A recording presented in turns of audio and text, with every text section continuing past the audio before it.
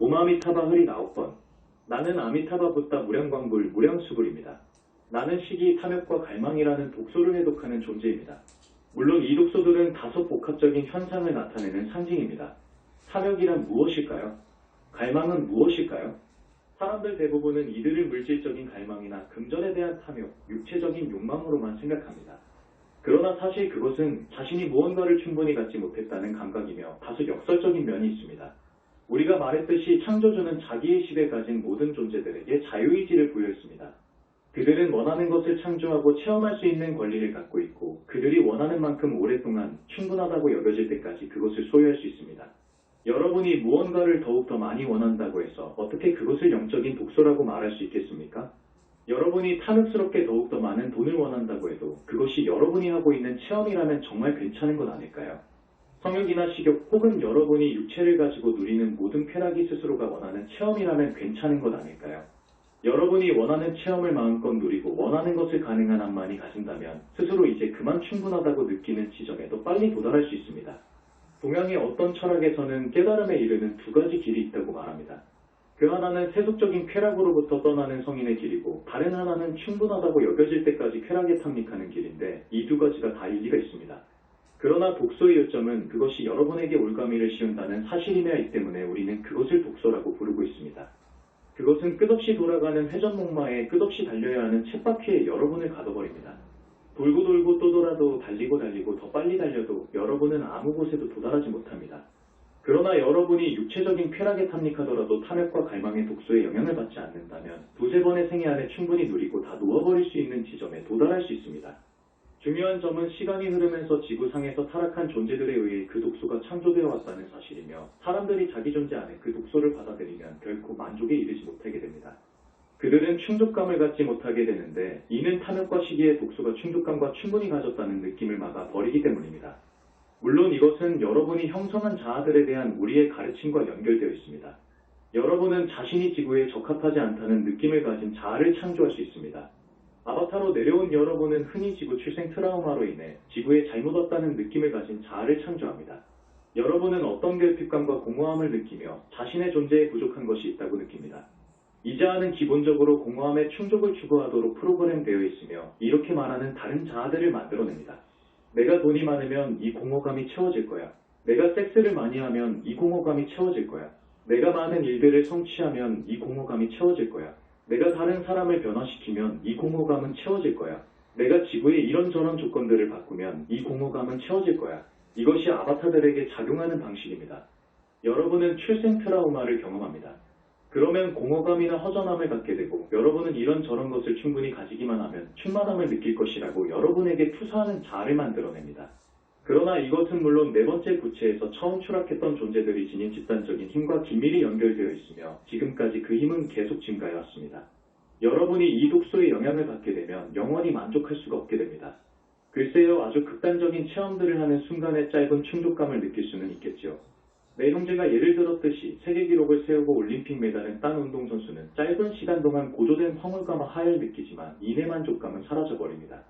그는 더 이상을 갈구하거나 아니면 고조된 황홀감 이후에 오게 되는 우울감에 빠져버립니다. 우울감이란 고조된 황홀감의 반대편 대극입니다. 올라가는 것은 반드시 내려오게 마련입니다. 이런 경로로 어떤 경험에 대한 정당한 욕구가 점점 더한 것을 갈망하며 끝없는 탐구로 빠져들게 만드는 독소로 변질됩니다.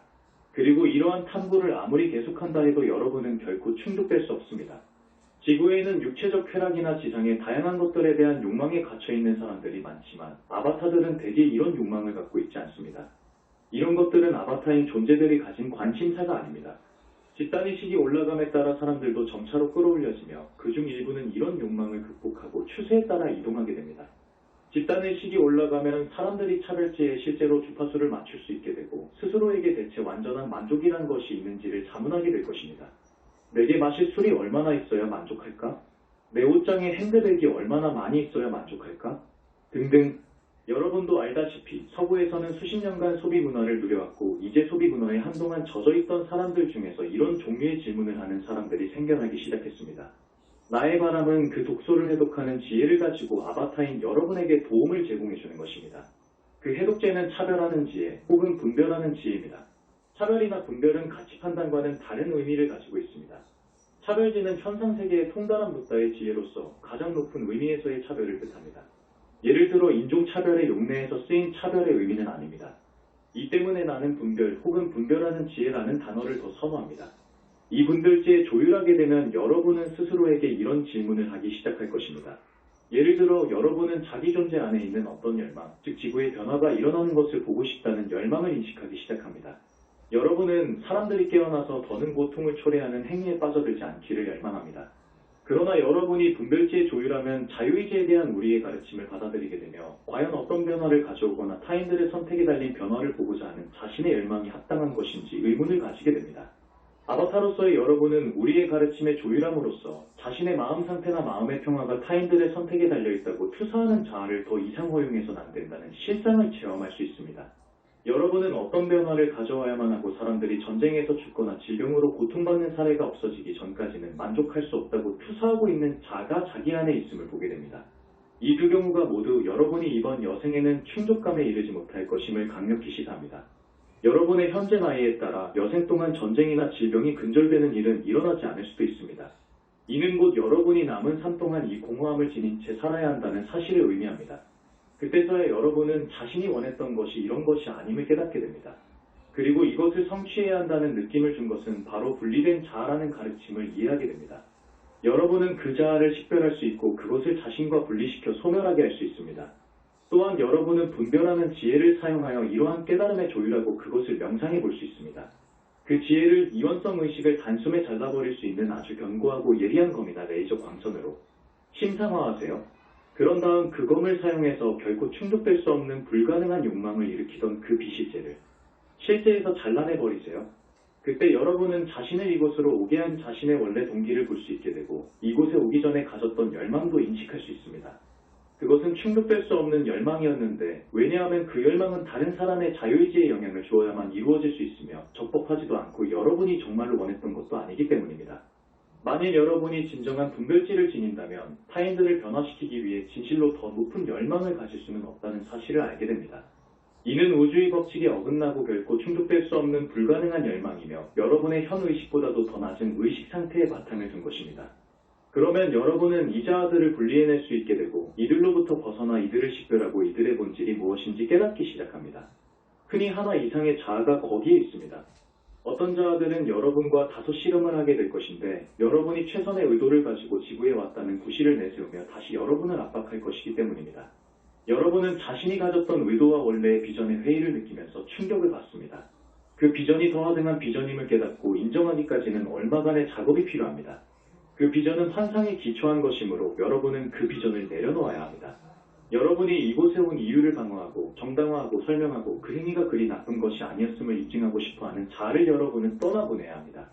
진실로 여러분이 한 일은 나쁘지 않았지만 그 행위는 그 당시의 의식상태의 기초를 두고 있었고 그것이 가능한 최상의 의식상태는 아니었습니다.